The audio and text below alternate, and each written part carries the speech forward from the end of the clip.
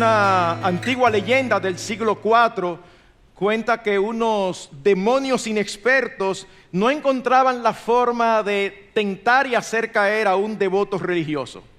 Y aunque le incitaban con todo tipo de tentaciones, no lograban que pecara. Así que frustrados volvieron a su jefe, Satanás, y le contaron sus dificultades. Él les dijo: ustedes han sido demasiado duros con él. Les voy a sugerir que le envíen o le hagan llegar un mensaje de que su hermano acaba de ser nombrado obispo en Antioquía. Ellos volvieron, hicieron caso al consejo de su comandante, y tan pronto el hombre escuchó la noticia, se hundió en unos celos y en una envidia profundos. Luego el diablo instruyó a sus subordinados diciéndole: envidia y celos son frecuentemente las mejores armas contra aquellos que buscan la santidad. Parte del problema con la envidia es que es, como veremos de una manera más detallada más adelante, muy sutil. Y es algo que normalmente no se trata. Yo estoy seguro que la mayoría de nosotros aquí hemos escuchado sermones acerca del egoísmo, acerca de la lujuria, acerca de la mentira, acerca de la ira, pero posiblemente hemos escuchado muy poco acerca de la envidia. Y es por eso que nosotros quisimos acercarnos a este tema, porque es un tema que es ampliamente tratado por la Escritura y creo que nos atañe a todos.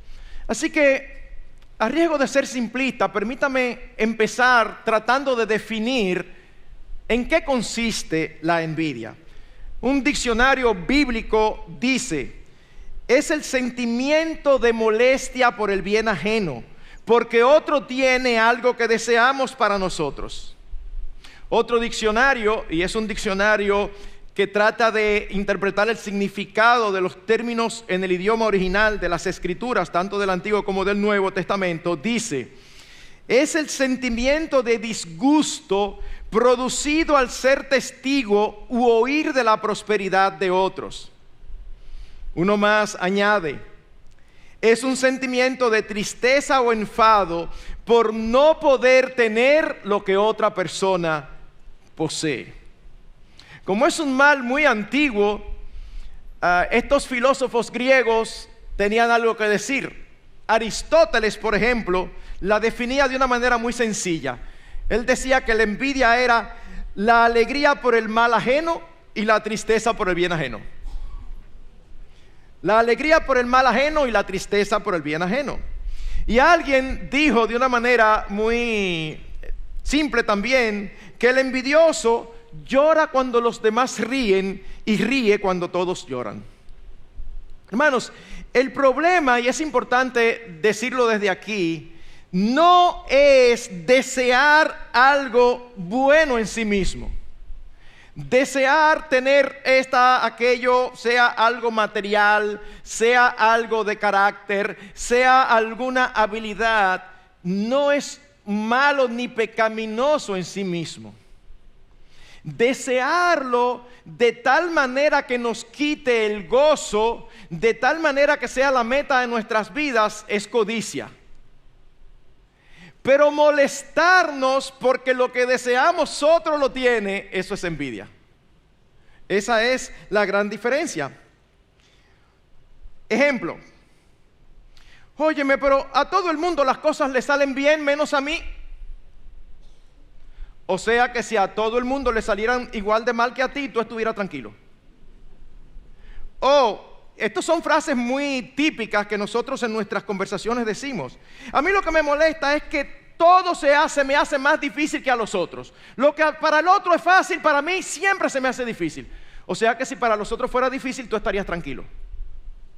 Ese es el problema de la envidia, que se concentra más en el otro. Las palabras usadas tanto en el Antiguo como en el Nuevo Testamento, para ser totalmente honestos con la Escritura, son palabras que pueden referirse también a celo. En algunos contextos es definido como envidia, o como celo. ¿Y cuál es la diferencia? La envidia siempre, sin excepción, es mala, mientras que el celo puede tener una buena connotación. Ustedes recuerdan cuando el Señor Jesucristo tomó el látigo y sacó a los mercaderes del templo. ¿Qué recordó el evangelista? El celo de tu casa me consume. El celo por la gloria de Dios lo llevó a actuar de esa manera. Dios es un Dios celoso, porque hay lugar para un celo. Así que el celo puede ser bueno o malo, pero la envidia siempre es mala. Y es evidente por la definición que la raíz principal, como ocurre con casi todo pecado, es el egoísmo. Dicho de otro modo, lo más importante de este lado del sol soy yo, mis deseos, mis sueños, mis anhelos y mi persona.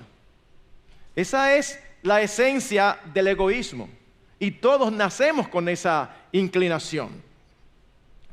Es por esto que no debe extrañarnos que este pecado aparezca de una manera triste y cruda desde el inicio de la humanidad. Génesis 1 y 2, la creación. Génesis 3, la caída. Y ya en Génesis 4 nosotros vemos una situación triste, penosa, causada por la envidia. El asesinato de Abel por parte de su hermano Caín. ¿Y por qué causa lo mató? El Nuevo Testamento dice porque sus obras eran malas y las de Abel eran buenas. Pero ¿saben por qué mató Caín a Abel? Por envidia. Porque el sacrificio de Abel fue recibido por Dios, pero el de él fue rechazado. Y él no soportó eso y mató a Abel. Y aunque no siempre se manifiesta la envidia de una manera tan evidente y tan cruel, debemos ser conscientes que es capaz de hacer mucho, pero mucho daño. De hecho, mis hermanos y amigos, el acto más injusto, cruel en la historia de la humanidad fue motivado por envidia. ¿A qué nos referimos? Al asesinato del Señor Jesucristo.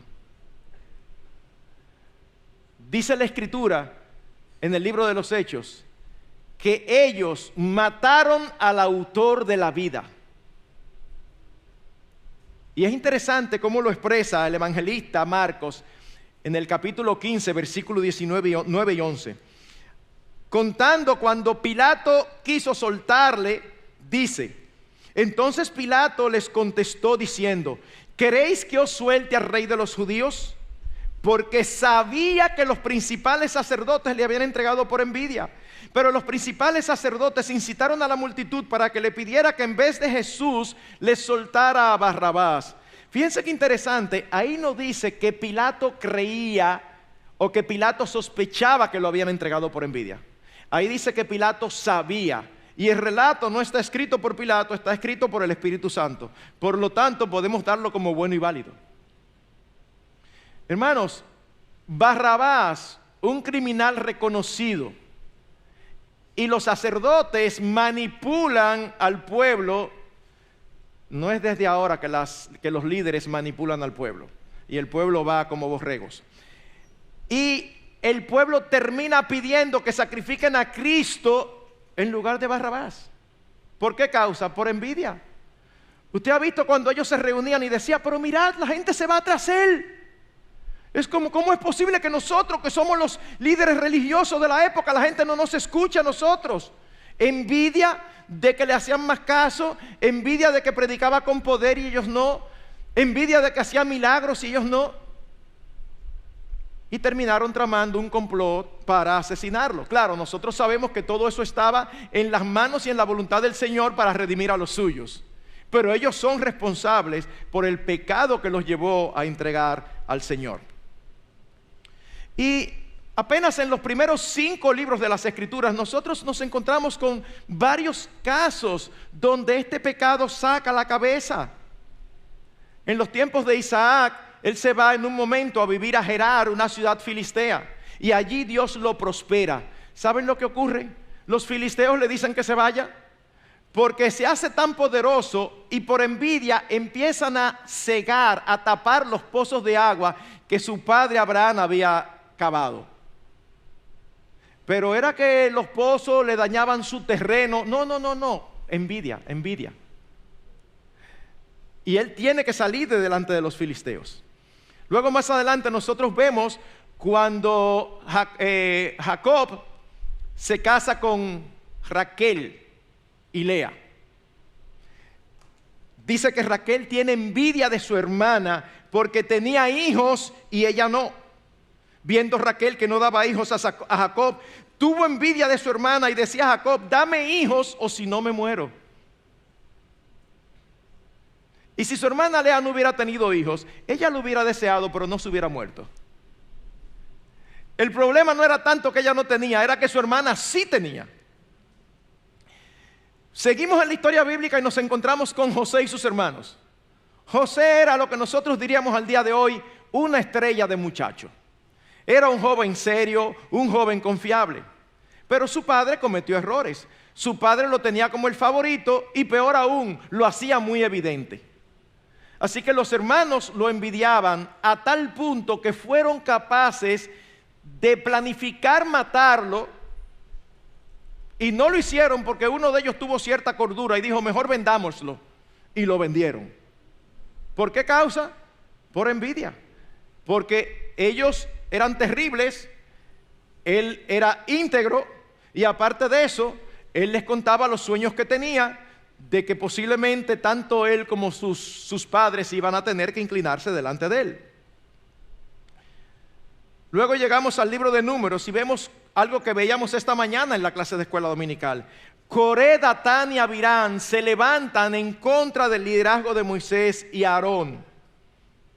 Dice que ellos se juntaron con 250 hombres, siempre encuentran quien los siga, y dice: basta ya de vosotros, porque toda la congregación, todos ellos son santos y el Señor está en medio de ellos. ¿Por qué entonces os levantáis por encima de la asamblea del Señor?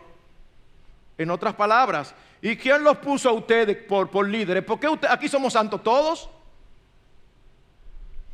El contexto habla de rebelión.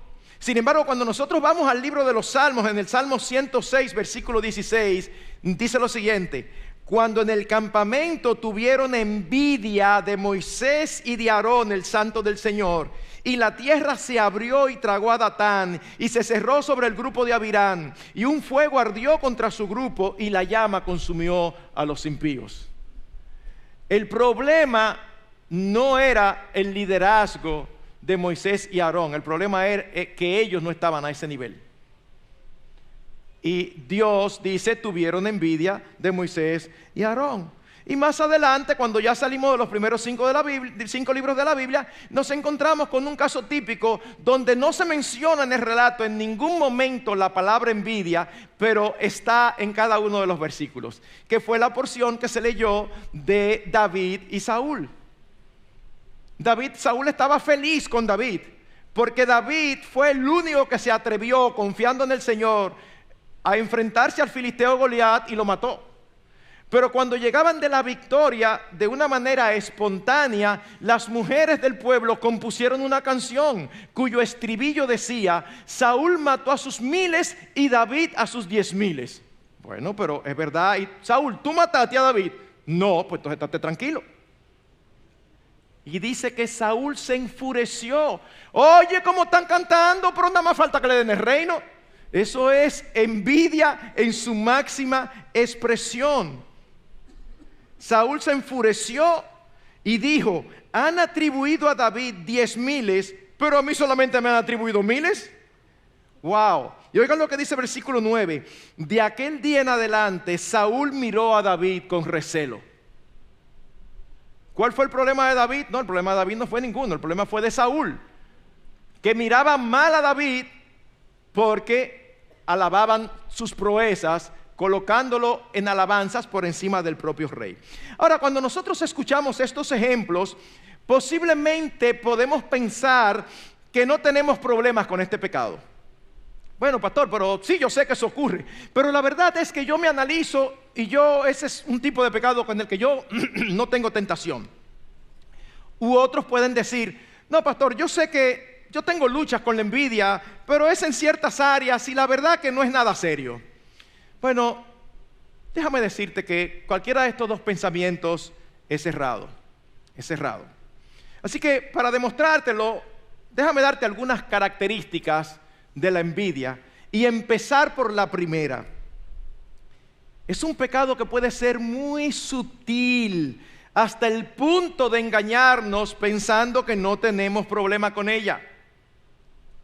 Yo recuerdo hace unos años atrás que por alguna razón, no sé si era que estaba leyendo algo, no recuerdo todos los detalles, pero sí recuerdo que escuché algo acerca de la envidia y me puse a examinarme y a pensar y dije, mira, tú sabes que la verdad es que yo no tengo problemas con esa área.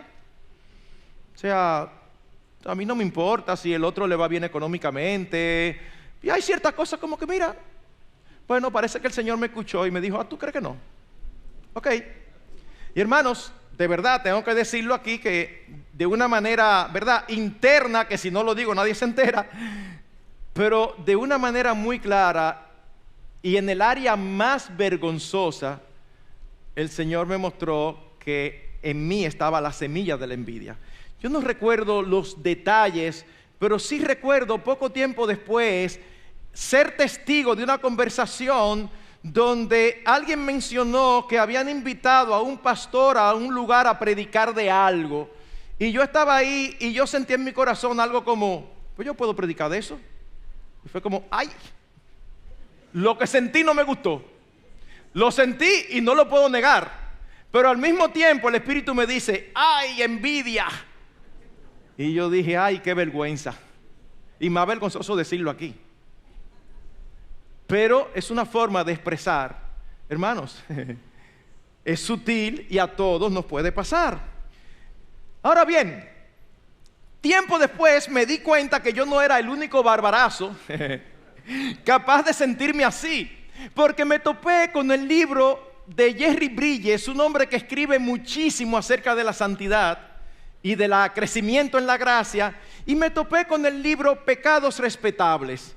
Y él dice allí de una manera muy clara que una vez se enteró que una amiga que había escrito tantos libros como él recibía frecuentes invitaciones a dar conferencias en todo el mundo. Y él pensó, pero ven acá, ambos hemos escrito la misma cantidad de libros, ¿y por qué yo no recibo tantas invitaciones?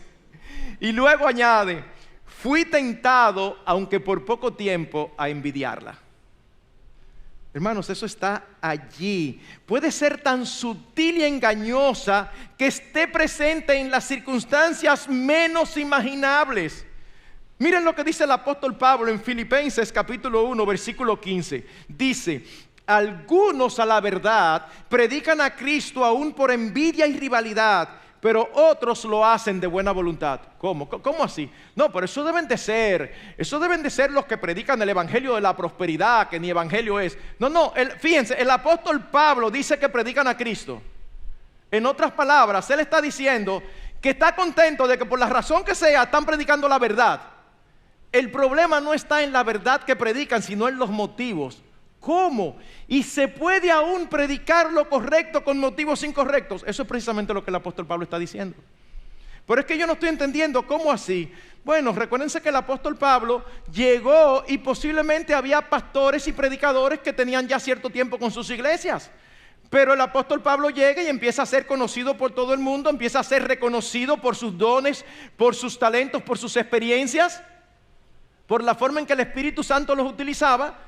Y ellos empiezan a sentirse mal. Hermanos, uno lo ve aún hoy en día. Yo puedo entender a pastores que dicen, porque en ese sentido es verdad, nosotros no podemos tener una iglesia por internet, su pastor soy yo, no el pastor tal o cual que predica buenísimo, pero no es su pastor, eso es verdad. Pero a veces lo dicen con un dejo de amargura y algunos llegan al punto de querer prohibir a la grey que escuchen a otras personas. Mis hermanos, miren, de verdad, lo que hay detrás es envidia. Si no están predicando falsa doctrina, ¿cuál es el problema? que predican mejor que tú, da gloria a Dios por eso. Da gloria a Dios por eso. Así que es impresionante cómo un pecado puede manifestarse en medio de una labor tan espiritual como predicar el verdadero evangelio de la gracia de Dios. Lo cierto es que es un pecado difícil de reconocer y admitir. Alguien no creyente, una mujer que escribió un artículo llamado Envidia, carcoma del alma, escorzo psicoliterario. Oigan lo que escribió ella. De todos los vicios y pecados hay quien presume o se jacta, excepto de la envidia. ¿Usted ha oído a alguien? Yo sí soy envidioso. No. Se jactan de sus fornicaciones, se jactan de sus malas palabras, se jactan de sus engaños y de sus mentiras, se jactan de sus borracheras. Pero ¿usted ha oído a alguien jactándose de que es envidioso? Dice, es fácil de reconocer e interpretar en otro, jamás en uno mismo, salvo que se alegue que sea una envidia sana. Luego continúa diciendo, la envidia es, con diferencia, la emoción más secreta y celosamente ocultada, la que más avergüenza y la que más se niega. Así que esa es la primera característica. Es difícil de discernir, es muy sutil y podemos ser envidiosos y no ser conscientes. Pero la segunda característica es que la envidia es una fuente de conflictos interpersonales. Miren lo que dice Santiago capítulo 4 versículos 1 y 2. ¿De dónde vienen las guerras y los conflictos entre vosotros? ¿No vienen de vuestras pasiones que combaten en vuestros miembros? Codiciáis y no tenéis, por eso cometéis homicidio. Sois envidiosos y no podéis obtener, por eso combatís y hacéis guerra. ¿De dónde es que vienen los conflictos? Oh, que tú eres envidioso y yo también, y por eso tenemos conflicto con los demás. Wow. En Romanos capítulo 1, recuérdense cómo dice que Dios entregó al hombre, como no quiso tenerlo en cuenta y no quiso glorificarlo, Dios los entregó a sus pecados, a sus propios deseos. Y entre los deseos a que los entregó está la envidia, que dicho sea de paso, anda con unos compañeros que no son nada buenos. Dice, colmados de envidia, en otras palabras, llenos de envidia. Y oigan los amigos, homicidios, pleitos, engaños, malignidad y chisme. Todo eso son los compañeros típicos del clan de amigos de la envidia.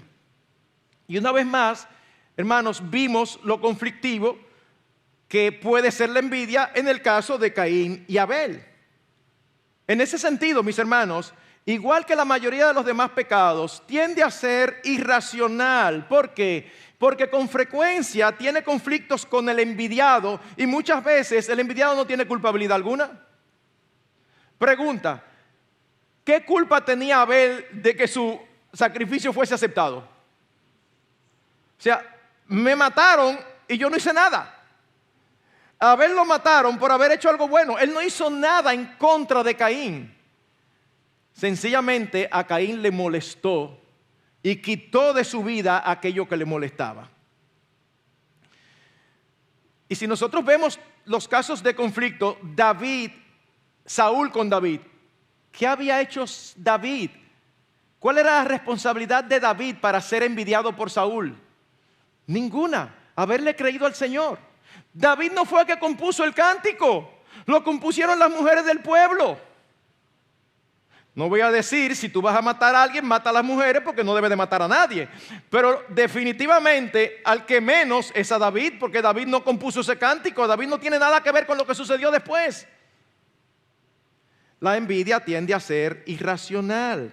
Pero no solamente hace daño a los demás, sino también a uno mismo. Es con razón que la Escritura dice, y lo cito en Reina Valera, en Proverbios 14:30, la envidia es carcoma de los huesos. ¿Usted ha visto lo que es la carcoma? Todo el que ha tenido esa experiencia sabe que es pajarito más complicado y que es difícil de erradicar. Usted no lo siente, usted no lo ve. El que haya visto una carcoma, tírele una foto. No se ven, nada más se ven los granitos. Y usted limpia y se queda ahí, no ve nada. Y 2 días después los granitos. Pero ¿y dónde que están? es como un cáncer que va comiendo, va comiendo. Y a veces usted le echa mano a un mueble de eso y el mueble se le rompe en la mano. ¿Y qué fue? ¿La carcoma? Lo venía destruyendo silenciosamente. Es como la falta de perdón o el rencor o el odio. Va corroyendo todo nuestro ser interior. En el Quijote de la Mancha, el Quijote dice: todos los vicios, Sanchos, traen un no sé qué de deleite consigo, pero el de la envidia no trae sino disgustos, rencores y rabia. Wow. Se parece a un refrán dominicano que dice, ¿cómo? La envidia nunca es buena, mata el alma y la envenena. O sea que no se sabe a quién hace más daño, si al envidiado o al que es envidioso. De hecho, un ejemplo típico, ¿verdad?, de lo irracional y de lo dañina que es la envidia, se puede dar a través de una ilustración, de un cuento ficticio. Se dice que un hombre se encontró con una lámpara que tenía un genio. Y él dijo, wow, cuidado si estas son de las que tienen genio. Así que la frota y el genio sale. Y el genio le dice, oye bien, te voy a conceder todo lo que me pidas. El hombre se pone feliz. Y cuando va a pedir, el genio le dice, espérate, hay solamente una condición para que la sepas. Cualquier cosa que tú me pidas, yo le voy a regalar el doble a tu adversario. Y pasa el tiempo y él no se decide, pasa el tiempo y él no se decide. Al final le dice, ya sé, dice, ¿qué quieres? Déjame tuerto.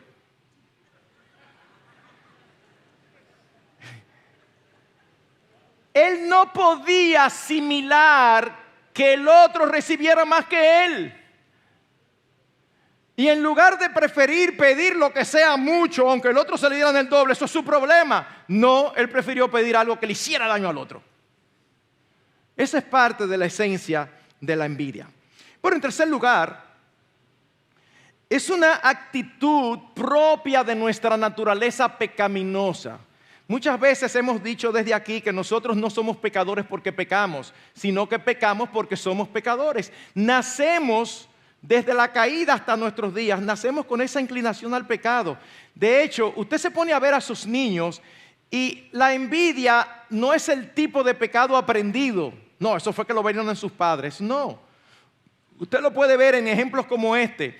El niño tiene varios juguetes y llega un niño invitado a su casa y él está haciendo ostentación y mostrándole los últimos que le regalaron.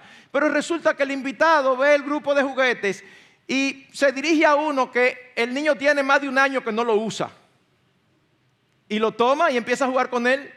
¿Qué sucede con el dueño? Oh, deja el que estaba enseñando con mucho gusto y va a quitárselo. Eso es mío. ¿Qué es eso? Eso es envidia. ¿Cómo es posible que tú goces con eso? No. ¿Que tú goces con lo mío? No. Bueno, uno va creciendo y eso se va desarrollando. En Gálatas capítulo 5 se nos habla acerca de cuáles son las obras de la carne y cuál es el fruto del Espíritu. Es un texto muy ilustrativo, muy expresivo. Dice en el versículo 19, ahora bien, las obras de la carne son evidentes: inmoralidad, impureza, sensualidad, idolatría, hechicería, enemistades, pleitos, celos, enojos, rivalidades, disensiones, sectarismos, envidias, borracheras, orgías. ¡Wow! ¿En qué grupo de amigos aparece la envidia? Es por eso que cuando el Señor dice a los fariseos que el problema no es lo que entra, sino lo que sale, porque de dentro del corazón, allí es que habitan todos esos pecados. Él dice, y de dentro, ¿sabe lo que salen? Envidias. Es algo que está intrínseco allí desde que nosotros nacemos. Y en ese sentido, es un fuerte obstáculo para el crecimiento cristiano. Cuando el apóstol Pedro está hablando cuando Santiago está hablando, el apóstol Pedro, dice, por tanto, desechando toda malicia y todo engaño e hipocresías y envidias, desead como niños recién nacidos la leche pura de la palabra, para que por ella crezcáis para salvación. ¿Tú quieres crecer para salvación? Desecha la envidia y ocúpate en alimentarte de la palabra de Dios. Así que es algo que su simiente, su semilla está en todos nosotros. Yo no tengo que conocerlos de manera particular para saber, porque la palabra me lo dice, que tú y yo tenemos esa semilla allí implantada de nacimiento. Pero en cuarto lugar, es algo que puede ocurrir y con frecuencia ocurre del creyente hacia el impío. Y uno pudiera decir, pero ¿cómo es posible que nosotros, siendo creyentes, que habiendo conocido al Señor, que teniendo la certeza de una salvación tan grande que no nos puede ser quitada, envidiemos a aquellos que no lo conocen? Bueno, mis hermanos, pero eso ocurre por diversas circunstancias. Y nosotros lo vemos por la cantidad de veces que en las Escrituras se nos dice de manera explícita, no envidies al impío, no envidies al impío. Salmo 37, versículo 1. No te irrites a causa de los malhechores, no tengas envidia de los que practican la iniquidad. Proverbios 23, 17. No envidie tu corazón a los pecadores, antes vive siempre en el temor del Señor. Proverbios 24, versículos 1 y 19.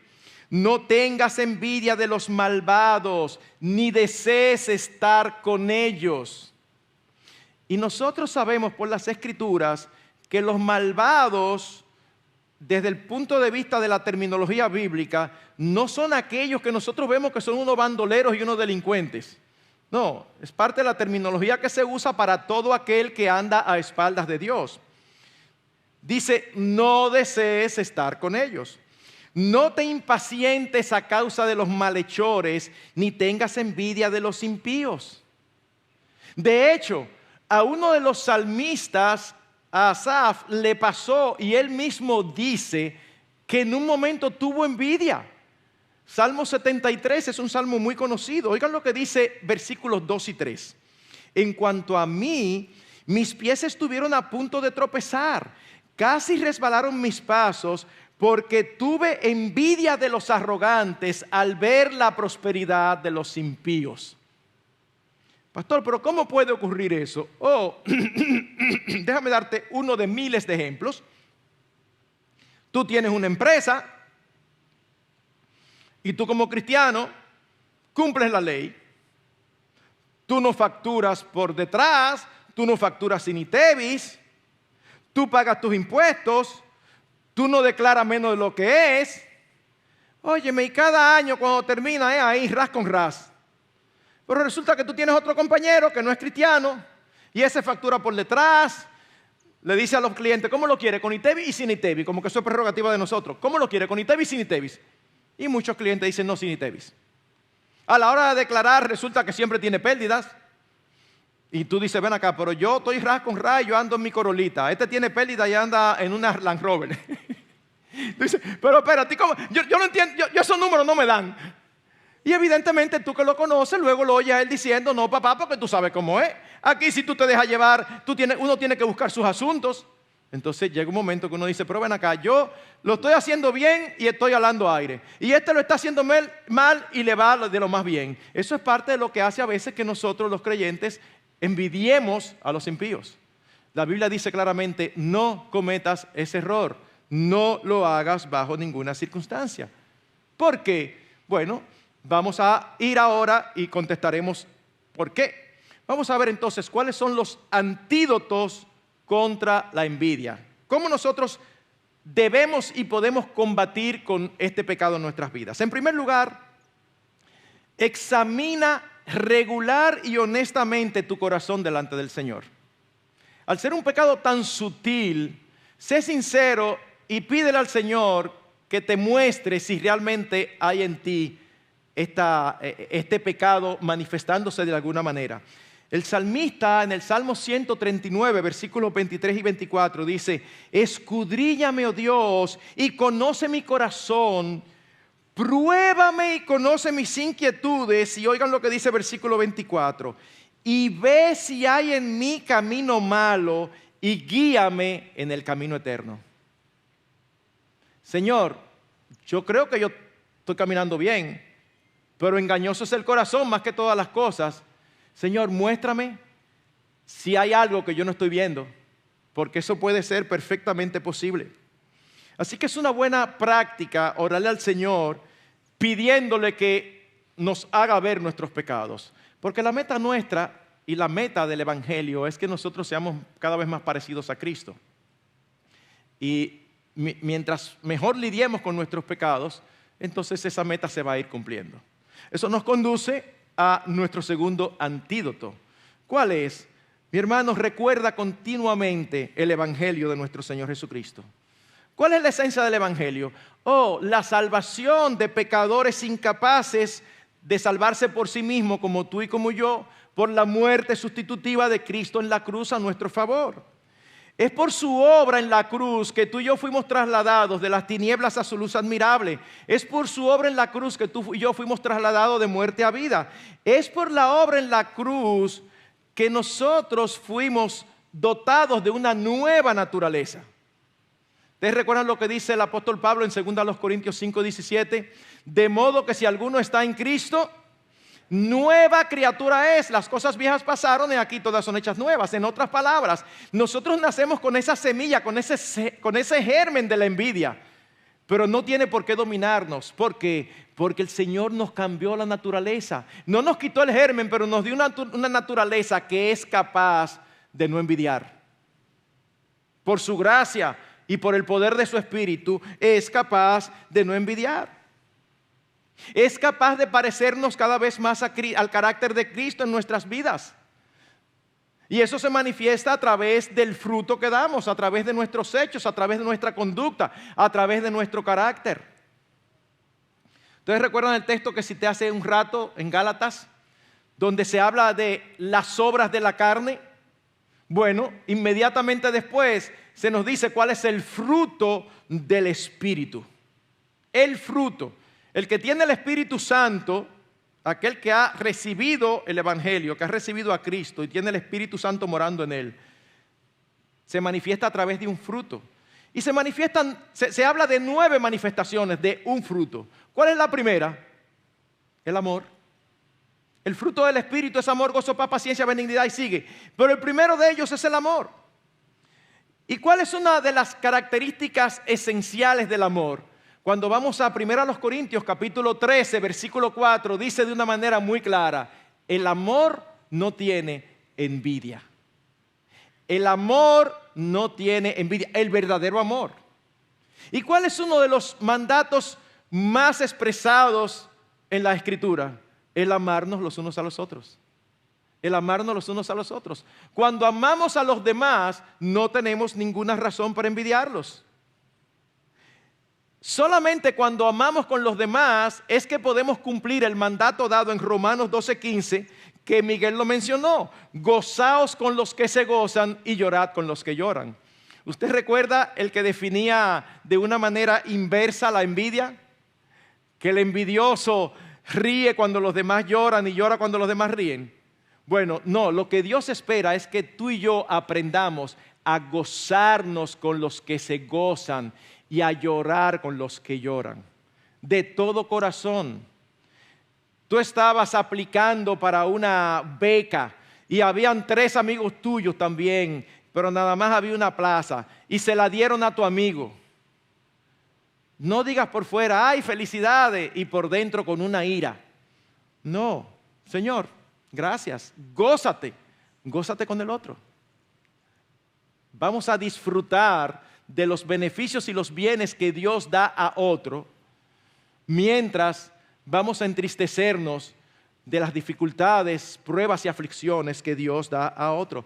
Eso fue lo que nosotros vimos en el caso de Jonatán. Yo me sonreí ahorita porque dice Miguel: yo no soy que voy a predicar, pero déjame hacer unos comentarios. Y entonces empieza a comentar exactamente parte de las cosas que yo estoy hablando aquí. Y digo yo, no voy a decir como Saúl: nada más te falta tomar el reino. Pero nada más me falta tomarme el mensaje.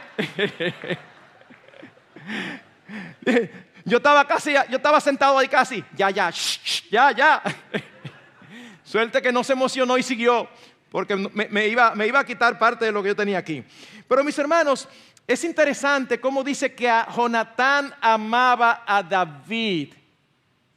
Y porque lo amaba, no tenía envidia. Jonatán sabía, porque Dios lo había expresado, que quien iba a sustituir a su padre Saúl era David, no era él.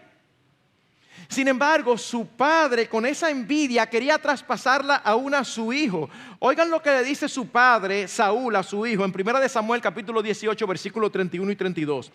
Dice: mientras viva sobre la tierra el hijo de Isaí, es decir, David, ni tú ni tus reinos serán establecidos. Ahora pues manda a traérmelo, porque ciertamente ha de morir. Vamos a matarlo. Si no lo mato, te va a quitar el trono. Y Jonatán dijo: no está mala la idea. No, dice, pero Jonatán respondió a su padre Saúl y le dijo: ¿y por qué ha de morir? ¿Qué ha hecho? No importa si me va a quitar el trono. Eso no importa. Dios ha establecido que sea él. Y como yo lo amo, yo no le tengo envidia. Que tenga el reino, porque Dios así es que lo ha decidido. Es por eso que nosotros vemos ese énfasis tan fuerte en la epístola de Gálatas. Cuando da las obras de la carne y los frutos del espíritu, eso es como el jamón y el queso.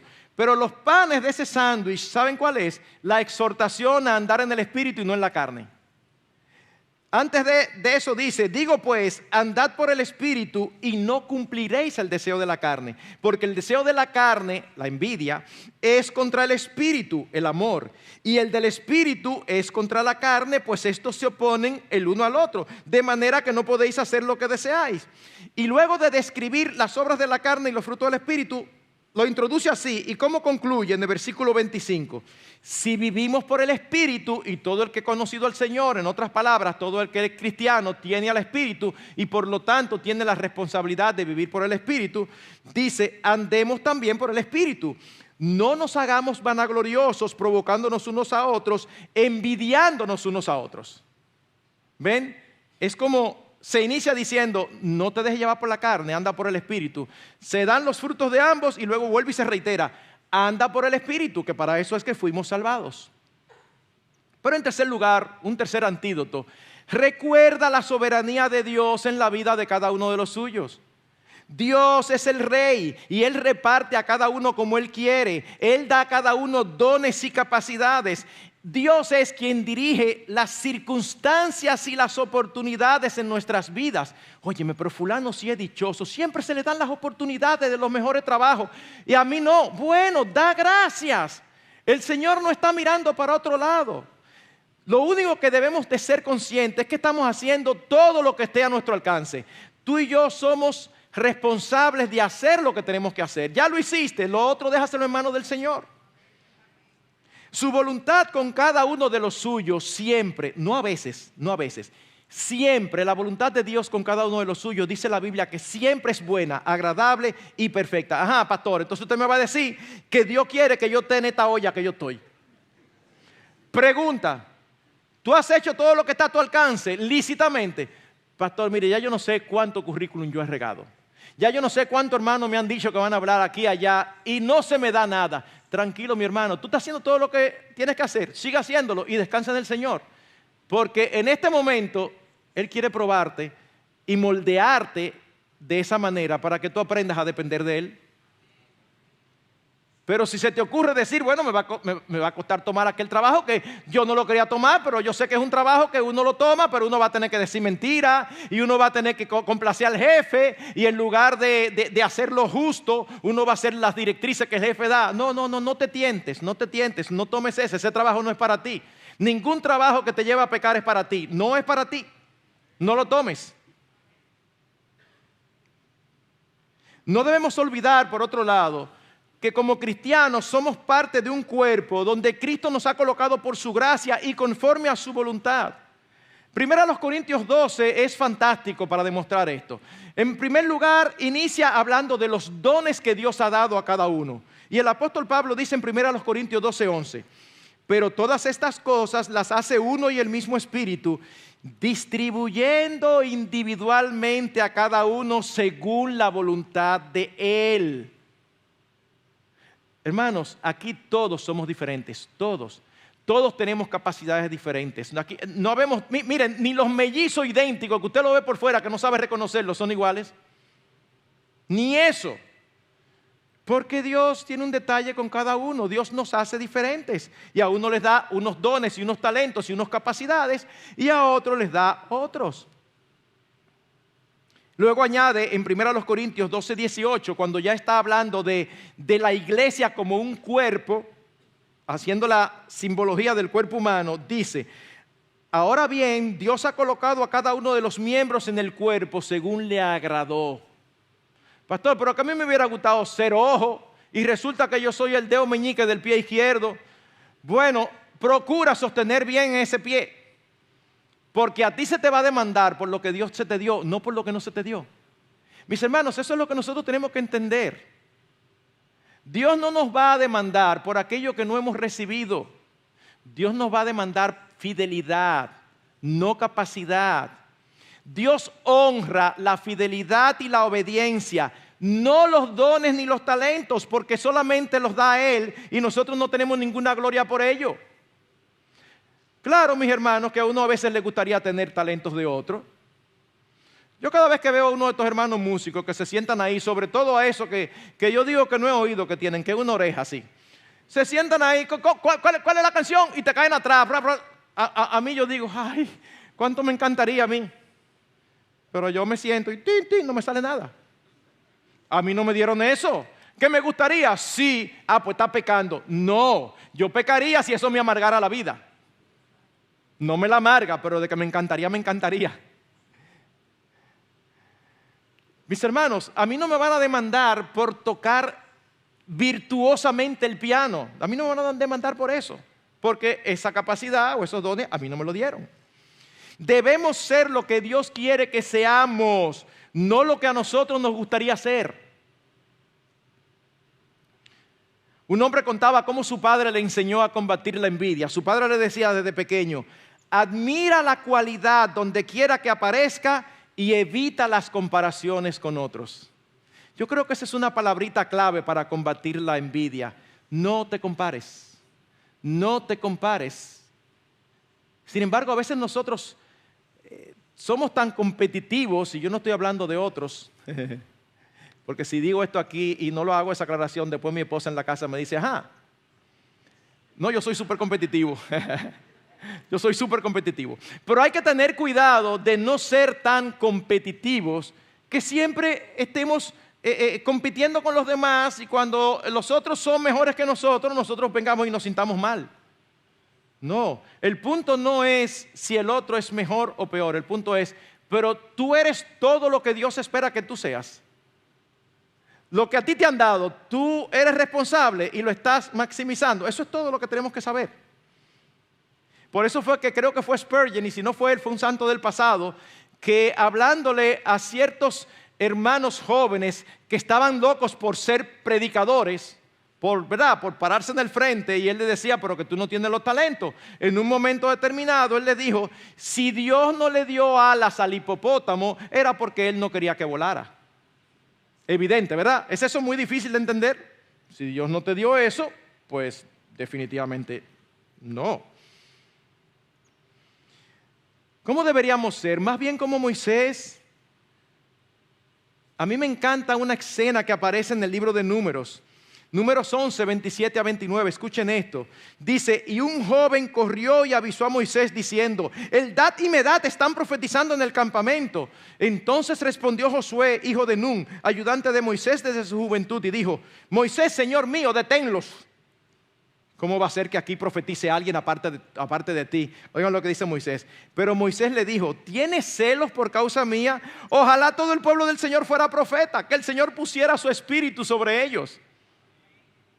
Ojalá todo el pueblo tuviera dones más grandes que los míos, no importa. Lo que importa es la expansión de la gloria del Señor. A.W. Tozer sugirió esta oración con respecto a nuestra tendencia a comparar y a competir. Me la encontré tan buena que quise repetirla. Él decía que oraba, querido Señor, de ahora en adelante me niego a competir con ninguno de tus siervos.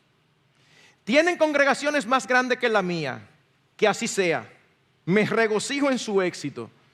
¿Tienen mayores dones? Muy bien, eso no está en su poder ni en el mío. Estoy humildemente agradecido por sus mayores dones y los míos más pequeños. Solo ruego que pueda usar para tu gloria los dones tan modestos que poseo. No soy más que un siervo inútil. Con gusto voy al pie de la cruz y me reconozco como el más pequeño de tu pueblo. Si me equivoco en mi juicio propio y realmente me subestimo, no quiero saberlo. Me propongo orar por los demás y regocijarme en su prosperidad como si fuese la mía. Y ciertamente es mía si es tuya, porque todo lo que es tuyo es mío. Y mientras uno planta y otro riega, solo tú eres el que das el crecimiento. ¡Wow! ¡Wow! Que el Señor nos dé un corazón como el de este hombre. Y finalmente, y con esto concluyo, un último antídoto es: recuerda el fin de los impíos. Hace un rato mencioné al salmista cómo se expresaba. Sin embargo, el Señor no lo dejó ahí, el Señor le respondió.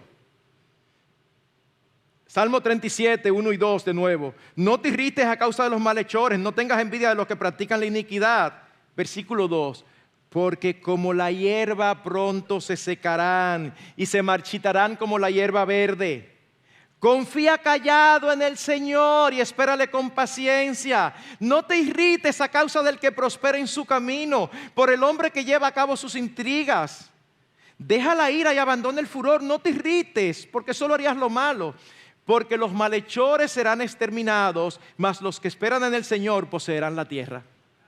Un poco más y no existirá el impío. Buscarás con cuidado su lugar, pero él no estará allí. Mas los humildes poseerán la tierra y se deleitarán en abundante prosperidad. Y luego en el Salmo 73, ¿cómo el salmista salió cuando dice: por poco me deslizo, por poco resbalan mis pies viendo la prosperidad de los impíos?